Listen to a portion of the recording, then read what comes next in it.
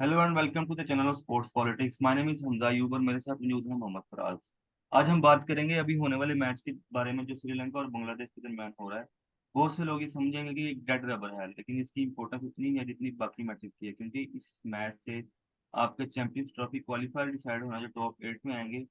और उसके बाद चैंपियंस ट्रॉफी की पार्टिसिपेशन फीस भी मिलती है। इस बारे में भी फरार भाई से पूछेंगे। और इसमें बहुत ज्यादा कंट्रोवर्सी थी जो हम इस वीडियो में मेन डिस्कस करेंगे। जो मैथ्यूज का आउट था, जो टाइम आउट, उसको for the first time in the history of international cricket जो है मैथ्यूज टाइम आउट होकर बैठ चला गया। तो ये बहुत क्रूशल ब्लो था श्रीलंका के लिए एट दैट टाइम, और साकिब अल हसन ने अपनी अपील को विड्रॉ नहीं किया। और इस बारे में पूछेंगे कि कंट्रोवर्सी किस हद तक ये डिसीजन जो इस मैच के रिजल्ट पे इफेक्ट कर सकता है, और ये इस तरह होना चाहिए था कि नहीं होना चाहिए, क्योंकि ये स्पिरिट ऑफ द क्रिकेट की तो गेस्ट है ही है, लेकिन लॉस क्या कहते हैं वो जानते हैं। राजवी, पहले मुझे ये बताएंगे जो मैथ्यूज का डिसीजन है इसको आप किस तरह से देखते हैं। अस्सलाम वालेकुम टू ऑल द व्यूअर्स। हाँ जी, आज तो बड़ा एक dead rubber kind of match था टूर्नामेंट के पर्सपेक्टिव से। वैसे तो ये मैच बड़ा इंपॉर्टेंट है, जैसे आपने बताया कि चैंपियंस ट्रॉफी की क्वालिफिकेशन एट स्टेक है, लेकिन टूर्नामेंट के लिहाज से ये मैच डेड रबर था। लेकिन क्योंकि मोर और less both teams are out of the tournament, तो उस लिहाज से आज, लेकिन इस मैच की कोई बात नहीं कर रहा था, ना किसी सोशल मीडिया पे बात हो रही थी, ना कहीं यूट्यूब पे इसका कोई जिक्र हो रहा था। लेकिन जैसे ही ये मैथ्यूज वाला रन आउट हुआ है, तो सारा सोशल मीडिया भी एक्टिव हो गया और यूट्यूब भी एक्टिव हो गया। तो काफी कंट्रोवर्शियल था, क्योंकि he was the first batsman to be timed out in history of cricket. मतलब कि कभी भी कोई बैट्समैन अब आगे 146 ईयर्स की हिस्ट्री है और आज तक किसी को टाइम आउट नहीं किया गया। तो इसमें मैं अपने व्यूअर्स को एक और बात बताऊंगा कि 2006 में इंडिया की टीम साउथ अफ्रीका गई थी टेस्ट सीरीज खेलने के लिए। तो उस वक्त भी सचिन तेंदुलकर जो थे वो थोड़े इंजर्ड थे, तो सौरव गंगोली को पता नहीं था। तो 16 मिनट्स के बाद जो है वो ग्राउंड में आए थे। तो 16 मिनट्स तक प्ले जो था वो स्टॉप रहा था 2006 में। लेकिन उस वक्त के जो कैप्टन थे ग्रैम स्मिथ, उन्होंने अपील नहीं की थी टाइम आउट की, क्योंकि सचिन तेंदुलकर को इंजरी थी और वो जल्दी सौरव गंगुली तैयार नहीं हो स्पिरिट सके ऑफ थे द अपने गेम पैड्स वगैरह, बेसिकली उन्होंने फॉलो किया ना। इधर मैं ये बात और कहना उन्होंने चाहूंगा कि फॉलो किया था। Shakib Al Hasan he didn't wait. हालांकि क्लियरली देखा जा सकता है कि जब मैथ्यूज क्रीज पे हैं तो वो बैट करने लगे हैं, तो उनका जो हेलमेट है वो उसका स्ट्रिप जो थी वो नहीं ठीक थी, तो वो बंद नहीं हो सकती। तो सेफ्टी प्रिकॉशंस की वजह से अगर उनके हेड पे बॉल लग सकती थी या इंजर हो सकते थे, तो उन्होंने इसको प्रेफर किया कि मैं नया हेलमेट मंगवा लूँ। नया हेलमेट आते थे 2 मिनट्स और सम सेकंड जो है वो वेस्ट हो चुके हुए थे, और जिसपे शाकिब अल हसन ने जाकर जो अपील कर दी अंपायर से कि ये आउट दिया जाए। और इसमें एक मजे की बात मैं बताऊं, मैंने भी देखा है कि एमसीसी के रूल्स के मुताबिक, जो कि जहाँ पे क्रिकेट इजाद हुई थी लंदन में, जो क्लब है एमसीसी, उसके रूल्स के मुताबिक 3 मिनट्स का टाइम है कि बैट्समैन ने अपनी क्रीज पे आगे पहली बॉल फेस करने के लिए रेडी होना है। और जो प्लेइंग कंडीशन है वो इट स्टेट्स के 2 मिनट का टाइम है, जो इंडिया की लोकल कंडीशन है या जो आईसीसी की भी मौजूदा कंडीशन है। तो उसके मुताबिक 2 मिनट था। तो एमसीसी के मुताबिक तो एंजेलो मैथ्यूज रूल्स में भी आउट नहीं था, लेकिन आईसीसी या जो प्लेइंग कंडीशन है उसके मुताबिक 2 मिनट का टाइम था, क्योंकि 2 मिनट और कुछ सेकंड ऊपर हो चुके हुए थे, 3 मिनट अभी पूरे आई नहीं थिंक हुए थे। मैथ्यूज थे ना, एक बहुत बड़ी मिस्टेक हुई आज। अगर वो मिस्टेक ना करते मैथ्यूज, तो शायद ये आउट ना होते। वो मिस्टेक ये हुई थी कि he should have asked umpire कि मैं हेलमेट चेंज करना चाह रहा हूँ क्योंकि इसकी स्ट्रिप टूट गई है, तो आप मुझे अलाउ करते हैं। क्योंकि अगर अंपायर अलाउ कर दे किसी चीज को, बाज़ आपने देखा होगा कि इंजरीज हो जाती है, बाज़ हैमस्ट्रिंग्स पुल हो जाते हैं, बाज़ फिजियो आ जाता है, कोई बॉल लग जाती है, तो अंपायर से पूछ के फिजियो को बुलाया जाता है। तो बट अंपायर बट उस वक्त राजवी, द थिंग इज इस हियर चीज को इज के अलाउ कर। इधर अभी आते साथ ही पहले फर्स्ट ऑफ ऑल तो हैमस्ट्रिंग ना होती, पहली बॉल भी खेली भी नहीं तो हैमस्ट्रिंग है, तो ड्यूरिंग द मैच हो सकती है नहीं, हैमस्ट्रिंग या कहने बॉल का लग सके। मकसद है कि अंपायर जो है हाँ, उससे आप अंपायर पूछ के ऑफिशियल कर है, हाँ सकते हैं। जी बिल्कुल वो पूछ हाँ, सकता था। लेकिन मैं आप फिर उसको भी कह समझता हूँ देते कि कि एंजेलो भाई। मैथ्यूज के देन में तो ये बात थी नहीं कि 2 मिनट से ज्यादा वाली बात मेरा किसी भी प्लेयर के दिमाग में नहीं होगी। लेकिन उसके अलावा भी मैं समझता हूँ कि अगर मैथ्यूज इतना लेट हो भी गया था तो इस तरह से आउट करने की मेरे ख्याल से जरूरत तो नहीं है। आप देखें ना, ये ऐसी हरकतें टाइम्ड करने में आउट मेरे जब ख्याल हम से। बात करते हैं, जी। हम भी काफी काफी टाइम से क्रिकेट देख रहे हैं, तो टाइम्ड आउट मुझे हमेशा ये लगता था कि बैट्समैन जो है वो पवेलियन से बाहर नहीं आता 2 मिनट तक या 3। टाइम्ड आउट का कॉन्सेप्ट मेरे जहन में ये था। यस। लेकिन ये टाइम्ड आउट तो इस तरह हुआ है कि वो बैट्समैन क्रीज पे आ चुका था और वो वकार स्टांस यूनस लेने लगा ड्यूरिंग था। It commentary was asking for the same thing. उसने कहा कि जब बैट्समैन के ग्राउंड में पहुंचने तक का टाइम होता है ये, वो भी यही बात कर रहा था जो आप कर रहे हैं। और उसने कहा था कि जब हाँ, मैथ्यूज तो क्रिकेट ग्राउंड में एंटर हो गया है, क्रीज पे आ चुका हुआ है, जब क्रीज पे आ गया means he is ready for the ball to be delivered. लेकिन उसकी for some reason he can not face that ball. तो उसकी ये मसला था कि जो वकार यूनिस ने बात की वो बिल्कुल ठीक थी कि अगर एक बैट्समैन क्रीज पे मौजूद है तो उसका मतलब वो बॉल फेस करने के लिए तैयार है। लेकिन अगर वो ड्यूरिंग द मैच भी अगर इसका हेलमेट टूट जाता तो एम्पायर ने तो अलाउ करना था कि उसको नया हेलमेट अच्छा, खेल ले। ये मुझे लगता है बड़ा बहुत ही बैड प्रेसिडेंट सेट होगा ये। उसकी वजह ये है कि आपने अक्सर देखा होगा, आप कभी नोट करेंगे, बैट्समैन जब आता है क्रीज पे तो वो अक्सर वो अपनी वो जो 3 लाइनें मार्क करता है, वो अपना गार्ड सेट करता है, स्टांस लेता है अपना, और बाद का बॉलर भाग के आता है उसको वो रोक देता है, क्योंकि बाद का ना आप जैसे ही एंटर होते हैं तो आपकी आईज जो है उस तरीके से ओपन नहीं होती, तो आप थोड़ा सा ना अपने आप को उस एटमोसफेयर के अंदर थोड़ा सेट कर रहे होते हो।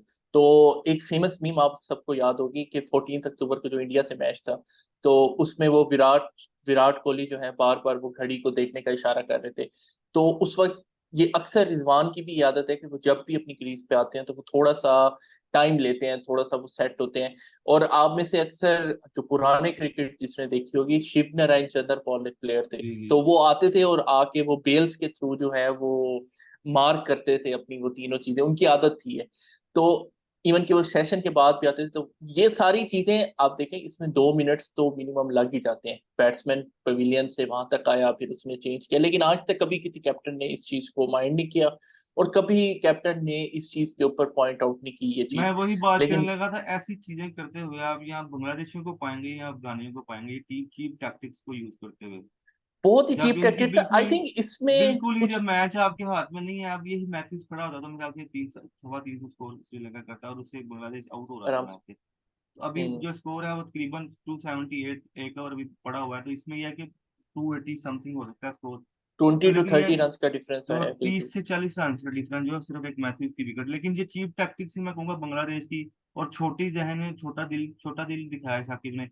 मेरे ख्याल से तो शाकिब से आई जब थिंक मैथ्यूज, मैथ्यूज उनको रिक्वेस्ट करते रहे, अंपायर जी ने उन्हें कहा कि आप जो है। मैथ्यूज ने शाकिब को भी रिक्वेस्ट किया कि मेरा ये मसला था, और उसने कहा कि मैं अपनी अपील विड्रॉ नहीं करूंगा, क्योंकि अपील के बगैर विथड्रॉ नहीं करो। कभी भी अंपायर आउट नहीं देता। अगर आप किसी नहीं एलबीडब्ल्यू की देता। भी अपील नहीं करेंगे तो अंपायर इज नॉट मैंने आपको बाउंड एग्जांपल टू बताई गिव है दैट ग्रैम आउट। स्मिथ की। जी ग्रैम स्मिथ की वो 16 मिनट्स वाली एग्जांपल बताई जी। है मैंने आपको, तो तो उसमें मेरे वो। ख्याल से ये जो रूल्स नए आ रहे हैं मैनकैड और ये इस तरह के रूल्स जो आ रहे हैं, स्पिरिट ऑफ द गेम के बहुत ज्यादा अगेंस्ट है। इसको आप क्या समझते हैं कि ये क्रिकेट के अंदर होना चाहिए या क्रिकेट इससे अच्छा, आप देखें डिस्ट्रॉय ना, नहीं हो रही? इसमें हम बात तो करते हैं स्पिरिट ऑफ द गेम की चीजें, तो आप ये देखें कि अगर आप ना रूल्स के पर्सपेक्टिव से देखें, तो बाज औक़ात कुछ ऐसे रूल्स होते हैं जो हमें ठीक नहीं लगते, लेकिन ये है कि वो रूल्स है तो आपने उन रूल्स को फॉलो करना होता है।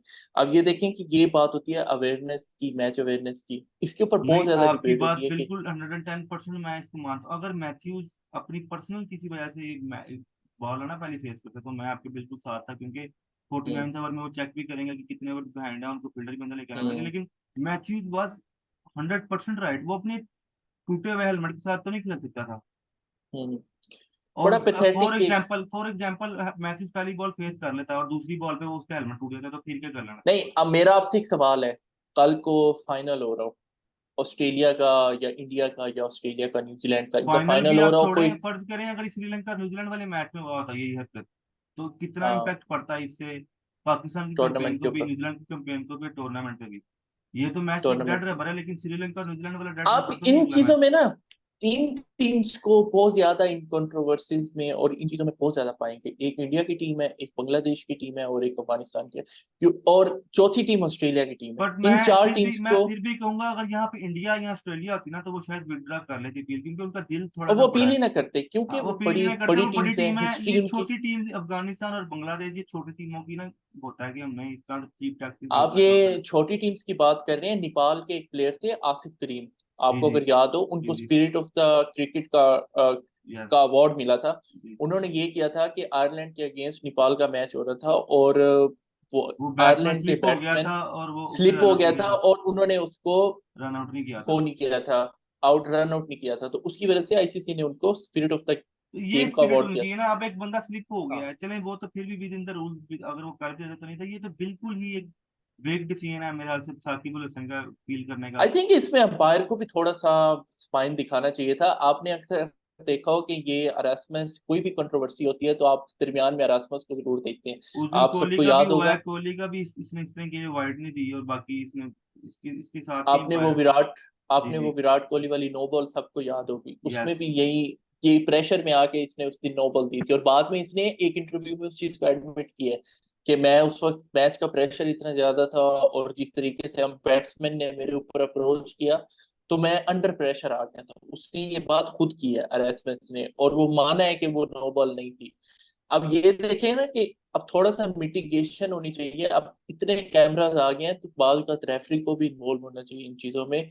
जब कैमरास हैं, जब सब चीजें हैं, तो उनको मतलब कि इस तरह के डिसीजंस के अंदर इंटरवीन करना चाहिए। और बाकी ये है कि ICC को थोड़ा सा अपने रूल्स को रिविजिट करना पड़ेगा। आप सबको वो बाउंड्री काउंट वाला रूल याद होगा, जिसकी वजह से न्यूजीलैंड जो था वो चैंपियन नहीं बन सका था। अब वो कितना एक एब्सर्ड डिसीजन था, और वो अब बाउंड्री काउंट काउंट वाला रूल खत्म आप हो ये चुका है। देखें उसका वो दूसरा जब एंगल, आप ये एक देखें अगर इंग्लैंड रिएक्टिव ने ज्यादा बाउंड्रीज मारी थी अप्रोच तो इंग्लैंड होती ने है ज्यादा डॉट बॉल्स भी खेली थी ICC उसकी जगह पे। की, जब अगर आप किसी उसका टीम को दूसरा पर्सपेक्टिव नुकसान देखें कि इंग्लैंड ने अगर ज्यादा बाउंड्रीज मारी हैं तो इंग्लैंड ने ज्यादा डॉट बॉल्स भी खेली हैं उसी गेम के यस अंदर। तो ये पर्सपेक्टिव तो देखें बिल्कुल। बिल्कुल डिफरेंट, ये तो तो इंग्लैंड अच्छा, इसमें तो आप हार ये गई भी थी कर तो। सकते हैं। आप ये भी हो सकता था कि उन बाउंड्रीज में सिक्सिस किसके ज्यादा है। तो अगर आप बात करें सिक्सिस की, तो उस दिन न्यूजीलैंड के सिक्सिस फाइनल में ज्यादा थे एज कम्पेयर टू जी इंग्लैंड के। लोग जी वो भी बिल्कुल। बात करते हैं कि अगर बाउंड्री तो फराज भाई आपको नहीं लगता कि ये अंपायर्स के जो डिसीजन हैं इन पे कुछ आईसीसी को अमेंडमेंट्स करनी चाहिए, अंपायर्स को जो है वो देना चाहिए? जिस तरह बहुत से अब्सर्ड डिसीजन इस आईसीसी इवेंट में हुए हैं, जिस तरह के अंपायर्स कॉल पे पाकिस्तान साउथ अफ्रीका वाले मैच में भी आपने देखा जिसमें अंपायर डिसीजन पे पूरा मैच चेंज हो गया, और उससे जो है वो एक पाकिस्तान की जो कैंपेन है वो काफी ज्यादा टफ हो गई है इस टाइम पे। अगर वही पाकिस्तान साउथ अफ्रीका वाला मैच जीता होता तो पाकिस्तान इस टाइम 90% जो है सेमीफाइनल में थ्रू होता। उसको ये श्रीलंका और न्यूजीलैंड वाले गेम पे जो है डिपेंड ना कर रहा होता इस टाइम पे। तो ये चीज जो है अभी आज भी इस तरह से हुआ है, एंजेलो मैथ्यूज का जो है चैंपियंस ट्रॉफी पे काफी इफेक्ट पड़ेगा इस चीज से। और बांग्लादेश श्रीलंका की राइवलरी भी काफी स्ट्रांग है, और इसको नागिन राइवलरी भी कहा जाता है। तो इसके बारे में, नागिन राइवलरी के बारे में आप क्या कहेंगे कि ये जो दोनों के दरमियान एक टसल है, ये भी इसको एक्टिवेट कर देगी ख्याल से आज दोबारा है कि नहीं? आई थिंक ये टसल इनकी आज से नहीं है। आप अगर देखें ना, इनकी एक पुरानी टसल चल रही है 2006-7 से। इनकी ये टसल चल रही है क्योंकि ये दोनों कंट्रीज एक तो साथ साथ है, नेबर्स हैं, और बहुत ज्यादा खेलते हैं एक दूसरे के साथ।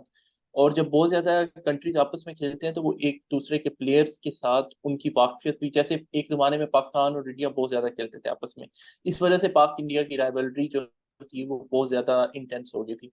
तो इसमें यह है कि अब बांग्लादेश भी काफी दफा श्रीलंका को हराने के करीब पहुंच के मैचेस हार चुका है। तो इस वजह से ना ये राइवलरी थोड़ी सी उस लिहाज से भी इंटेंस है। लेकिन इस राइवलरी के अलावा अगर आप देखें कि इस मैच के स्टेक्स बहुत ज्यादा हैं। वो जी इस तरह ज्यादा है कि आपको तकरीबन 5 या 10 मिलियन डॉलर मिलते हैं किसी भी ICC टूर्नामेंट में, सिर्फ पार्टिसिपेशन के। इवन कि आप कोई भी टीम है, नेपाल है, आप नेदरलैंड्स है। नेदरलैंड है, आयरलैंड है, कोई भी टीम है, आपको 5 से 10 मिलियन रुपीस मिलते हैं। अब ये मुझे एग्जैक्ट, क्योंकि हर टीम के पैसे डिफरेंट होते हैं, तो मिनिमम तो 5-10 मिलियन आपको जरूर मिलते हैं। तो ये जब इन डॉलर्स को आप श्रीलंका की करेंसी में कन्वर्ट करें या बांग्लादेश की करेंसी में कन्वर्ट करें, तो ये बहुत ज्यादा पैसे हैं जिनके लिए, जो इनको पार्टिसिपेशन के मिल रहे हैं। तो इस वजह से वो आज बहुत ही ज्यादा डेस्परेट हैं दोनों टीमें कि हम किसी तरीके से ये मैच जीत के अपनी चैंपियंस ट्रॉफी में, क्योंकि इन दोनों में से एक टीम चैंपियंस ट्रॉफी में जाएगी जिस तरह की सूरत हाल नजर आ रही है। क्योंकि इंग्लैंड और नेदरलैंड का मैच होगा, मोस्ट प्रोबेबली वो इंग्लैंड नेदरलैंड को हरा देगी। तो इंग्लैंड तो अपनी पोजीशन जो है वो सिक्योर कर लेगी। लेकिन इन दोनों में से क्योंकि नेदरलैंड आउट हो जाएगी, तो बांग्लादेश और श्रीलंका में से एक टीम होगी जो चैंपियंस ट्रॉफी 2025 वाली खेलेगी। तो इस वजह से, और बांग्लादेश श्रीलंका से वीकर पोजीशन में है, तो इसलिए बांग्लादेश ने आज एक डेस्परेट भी थी ये।